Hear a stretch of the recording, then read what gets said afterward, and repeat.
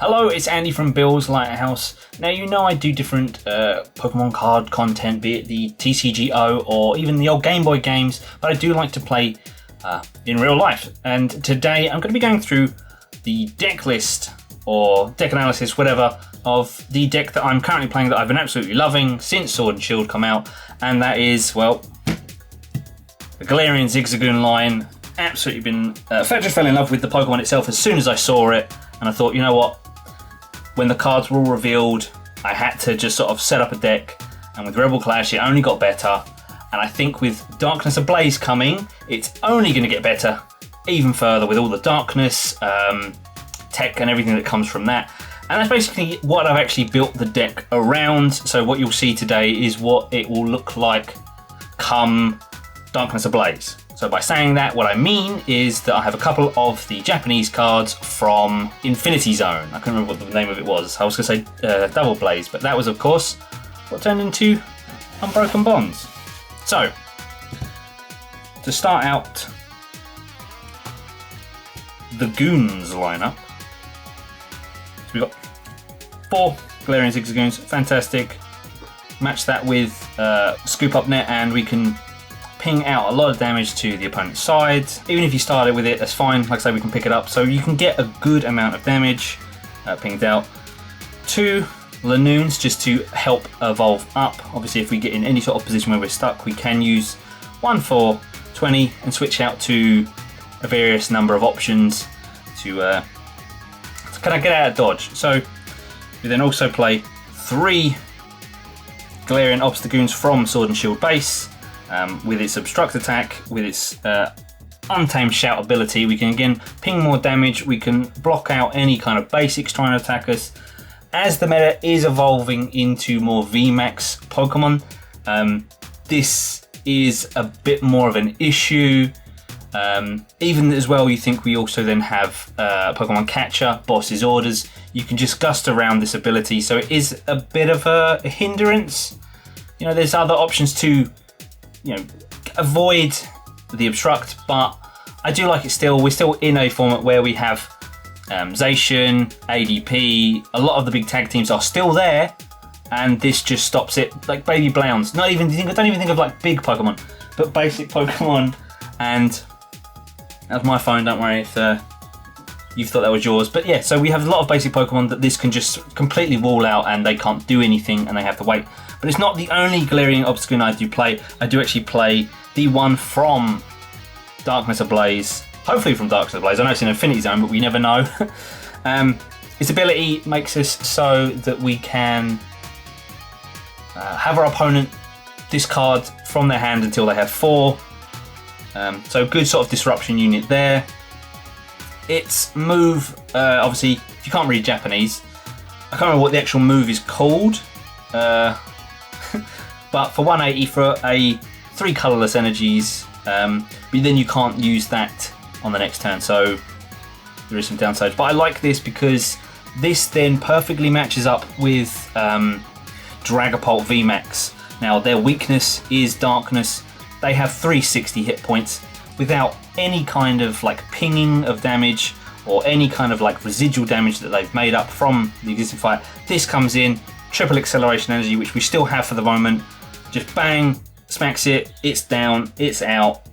360 damage. We're taking 3 prizes off of that. Okay, I've repositioned a bit. Lovely, cool, whatever. So obviously with Goons, we don't only play them in the deck. That would just be silly. I do play 2 Sableye V. Again, with sort of ping, like with the sort of damage we use with Galarian Zigzagoon, Obstgoon, the Scoop Up Nets, it can add a lot of damage around, meaning that Sableye can come in for 2 energies with Crazy Claws and take up very quick, very easy knockouts, just on Pokemon that haven't really been even weakened that much. Play a Mew, Bench Barrier. It's a staple. It stops us from getting just wiped out from Tag Bolt, Cramorant. We have these very easy Pokemon to just KO. Like say, opponent has something to just bring up, like say Cramorant. We're losing our biggest attackers pretty easy. To round out as well to be protected is Double Detonate GX. Yes, that is the one from the latest Trainer's Toolkit that just got released recently. It just improves the speed of the deck immensely. I would maybe like that to be a Crobat V, maybe 2 or 3 Crobat Vs from when that comes out. So where I have got the Japanese cards for some, the Crobat V is still very expensive. It's an incredibly playable card. It's effectively Shaman EX. You set it down, you can draw then up to 6 cards into your hand when you play it onto your bench. But they do limit you now to only being 1 use of its ability. And that's all the Pokemon. Yes, with Darkness Ablaze we have got Eternatus and Eternatus VMAX to just come in and absolutely dominate the format. I mean, we'll have to wait and see, really, but I don't think the need for it to be put in here. I think Eternatus just does well on its own. It doesn't need this whole other sort of lineup to help it. There's a lot of interesting ways that you can play Eternatus. Maybe I'll ever get those cards, we'll see. But for right now, I'm going to stick with Goons, stick with my old Goonie squad, and keep on going. Starting out our supporters, we've got 3 Research, very good. 2 Rosa. We do play Lily's Pokédoll, which we'll see in a minute, but it just helps to sort of get anything back up in and running if we need to. A single Marnie, just a slight bit of disruption. 2 Boss's Orders. Like I said, Boss's Orders now being back in, like Lysander, just being able to sort of point out to an opponent's Pokemon saying, I want that up on the active, or even just to bring stuff up and maybe draw yourself another turn is always great. So there is that. I do also play 2 Peers. New card obviously from, say it with me, Darkness Ablaze. Let's just search out a Dark Pokemon and an Energy. Doesn't say basic energy, so we can get the new Darkness Energy that we'll see. I think it's called Hidden Energy or Hidden Dark Energy. And as well as the Triple Acceleration. Like I said with the Galarian Obstgoon, we can get that and hit big numbers with that, hopefully. The Stadium I do play, I don't really sort of play a whole lot. You can probably maybe run a Training Core. That would be a good way to get energy back, but I have just stuck with Black Market. And that does, like I say, it helps our Pokemon just really limit then the opponent's trades if it can stay in play, because there is a lot of stadium disruption. You've got Marshadow, just other stadiums being played, but if we can, we are able to limit them what they take. That's what I mean, like even with the Dedenne AGX being Crobat V, I would like, because even if we then attach 1 energy, that limits then what they're taking on some of our bigger prized Pokemon. So where we might lose a Sableye or even a potential Crobat, we could then limit that just down to 1 prize and really sort of kick back up into gear. Now Pokemon Search, okay. 4 Quick Balls, very much easy, do you know what I mean? Like it can help us get any number of anything, the Dedennes, the Mew, Sableye, other Zigzagoons, because we could have potential stuff in his hand. 3 Pokemon Communications, so we might not have quite what we need at the moment. Perfect. 2 Rare Candies, 2 Lily's Pokédoll. Let's say it does round out the numbers, helps out with then potential Roses. 4 just regular Scoop Up Nets. Like I say, using that, pinging out more damage with the Galarian Zigzagoon, even picking up an Obstgoon if it's, say, been damaged or whatever. But then we can start that cycle again, pinging out more damage. Fantastic. A couple of my tools that I'm using, I'm going to go over here. So we've got Counter Gain. That helps with the Sword and Shield Obstgoon. If we are down on prizes, for 1 energy, we can use Obstruct and sort of stall out, perhaps, with that. Stealthy Hood. That then will stop anything like a Manaphy coming out and trying to push us away. I like that quite a lot. Another new card now with the energy. So is the Turbo Patch, sorry. So if you have any energy in the discard, flip a coin.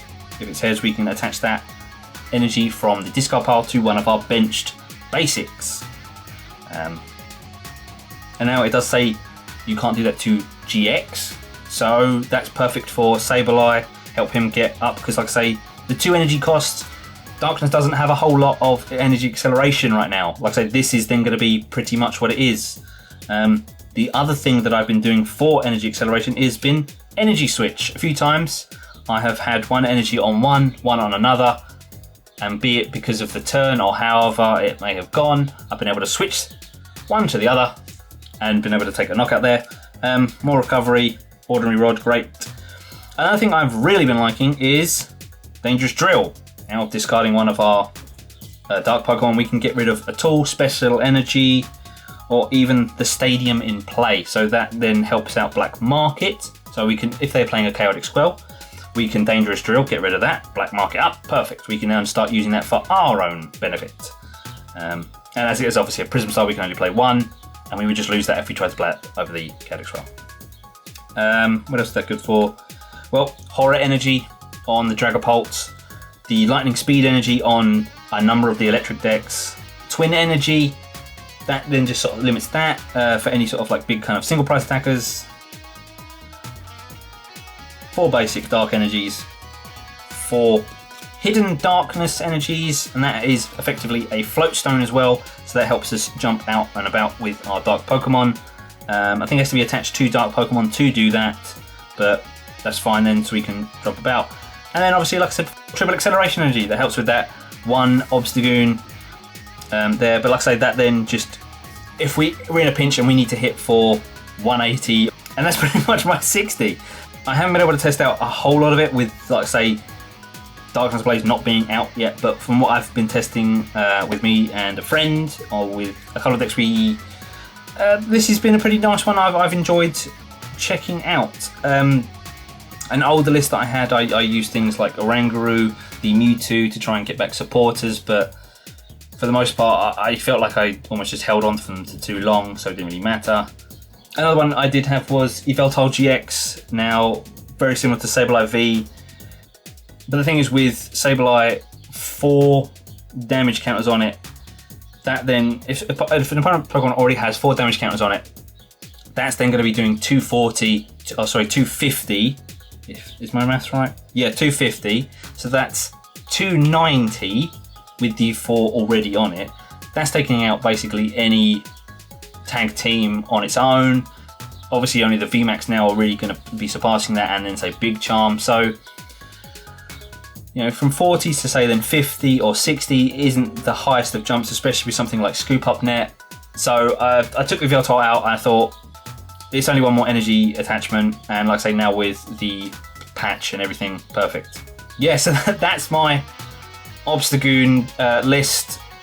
You know, Goonies never say die, and I absolutely believe in that, because I think Goons are going to be around for a long while.